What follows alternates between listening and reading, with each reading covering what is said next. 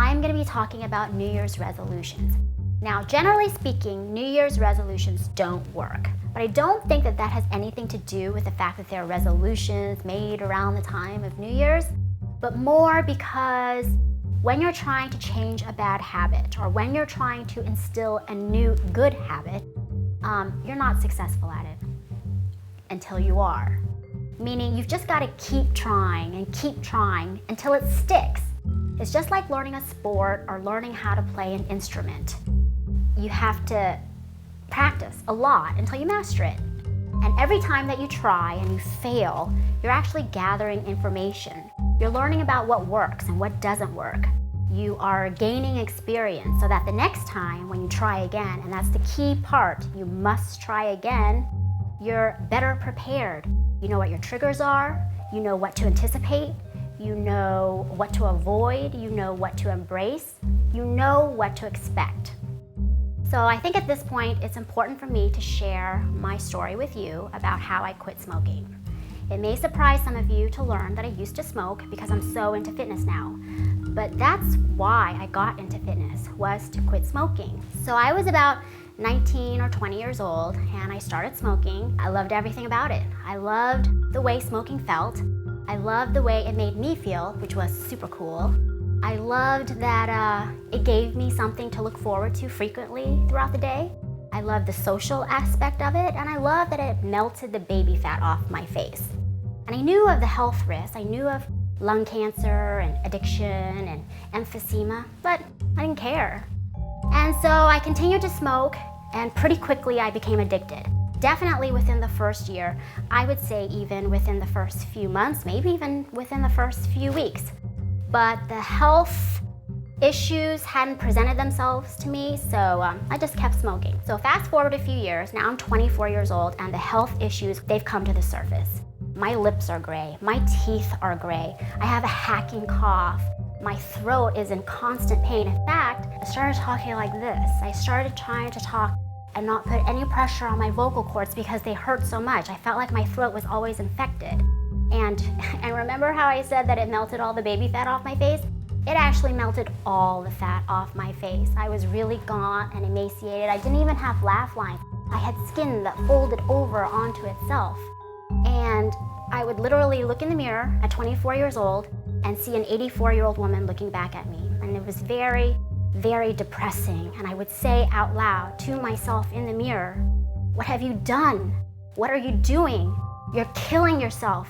You need to stop. Stop." And I would just cry and cry because I couldn't stop. But I tried constantly. Sometimes I would go an hour or 2 or 3. Sometimes I would make it half the day without a cigarette.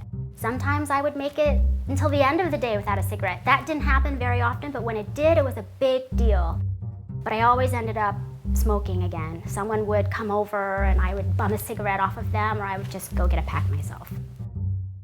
So a year, maybe a year and a half goes by, I'm 26 years old. I've been trying unsuccessfully to quit, obsessing about it actually. And I actually had an idea that I would buy a ticket home to visit my parents. They lived in Texas and I was in LA at the time.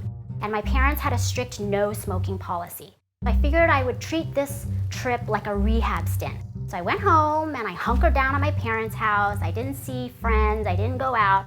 I just ate my mom's home cooking and chilled with mom and dad. And it was actually really nice. It was as if I had gone on one of those healing retreats where you just meditate and do yoga. And I didn't smoke, came back to LA and continued not to smoke for another 3 months. I was so happy. I thought, I've done it, I've quit smoking. And then I started smoking again. I'm sure it started off as 1 cigarette that turned into 2, that turned into 3, that turned into buying my own pack. And so this set off another year of smoking a pack a day. So depressed, I continued to get more and more sick, skinnier and skinnier, more wrinkled, and just more and more depressed. Around this time, I'm 27 years old and there's a commercial playing on TV. It's a cartoon depiction of a stick man who climbs up this hill and it collapses under him. He climbs up the hill again and it collapses under him. Every time he climbs up the hill, it just collapses. And it's a metaphor for trying to get somewhere and not being able to get there. And at the end of this commercial, it said, Are you trying to quit? Call us, we can help. 1-800-NO-BUTS. So I called and I left my number and waited for them to call me back. So when I got the phone call back, it was a woman, an older woman, I could tell by her voice, and she just had a conversation with me. She used to be a smoker herself, and we just sat on the phone for about an hour or so, and what she had me do was she had me map out the day. She had me tell her what my triggers were. Waking up, having a cup of coffee, eating a meal, driving in the car, talking on the phone, being bored, hanging out with my friends, getting ready for bed, watching TV, just about everything was a trigger to smoke a cigarette. And so we painstakingly, she helped me think of other things that I could do instead of smoking. So for example, waking up in the morning, maybe I could stretch, maybe I could do some exercise. Having a cup of coffee, perhaps I could make a list of errands that I needed to do for the rest of the day. While I was on the phone, have a piece of paper with a pen and just doodle. In the car, maybe I could squeeze a stress ball or play with a paperclip or sing out loud to the radio. I mean, this is how detailed it got. And so it was just a lot of choices that she was having me come up with to combat the urge to smoke a cigarette. Now, I would like to say that after I hung up the phone with her, I tried all of these things, but I didn't. I probably hung up and smoked a cigarette. But it stayed with me enough to where I was trying one thing here and maybe another thing there. When a few more months passed by, and it was New Year's, and I really, really wanted to quit smoking again, I thought, you know what, I'm gonna go for a run. I'm gonna go for a run in the park and I'm gonna run a mile. And I ran, and it was difficult, and I was wheezing, and I was short of breath, but it was just intense enough, the difficulty of it and the intense rush and the feeling of accomplishment afterwards, that I didn't smoke that day. And then the next day, I went for another run, and again, until I pretty much ran every day for the next 3 years. And so you can kind of, and I stopped smoking. And so you can kind of say that I replaced my cigarette addiction with a running habit. That's how I like to think of it. And in time, I did try all of those things. Now, when I have a cup of coffee, I check my email, I check Facebook. In the morning, I stretch.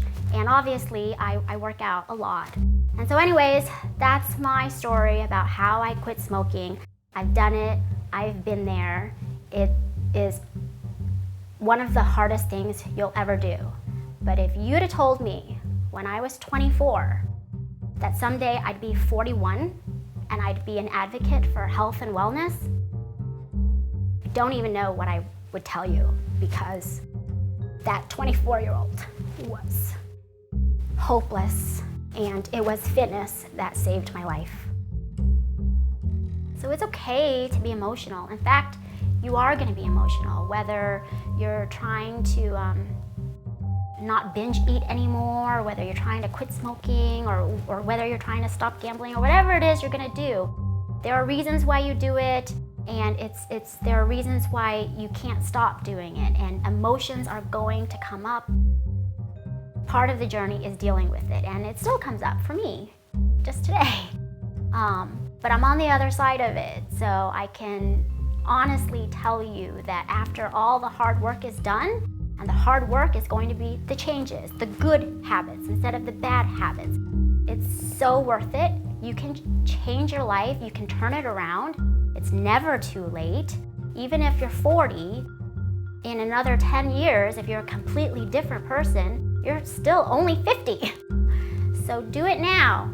And if you fail, do it again and again and again until it sticks, because you're worth it. So that was a lot of information, but basically the gist of it is that in order to get rid of a bad habit, you need to replace it with a good habit. And you also have to be consistent with that on a daily basis. Had I only gone running 2 or 3 times a week, I may have reverted to smoking cigarettes on the other days. And lastly, and this point is just as important as the other 2 points, you need to be gentle on yourself. It's a journey, there's no rush. The outcome and the journey is what's important, and we're all deserving of love from ourselves. I hope that I helped. Happy fitness.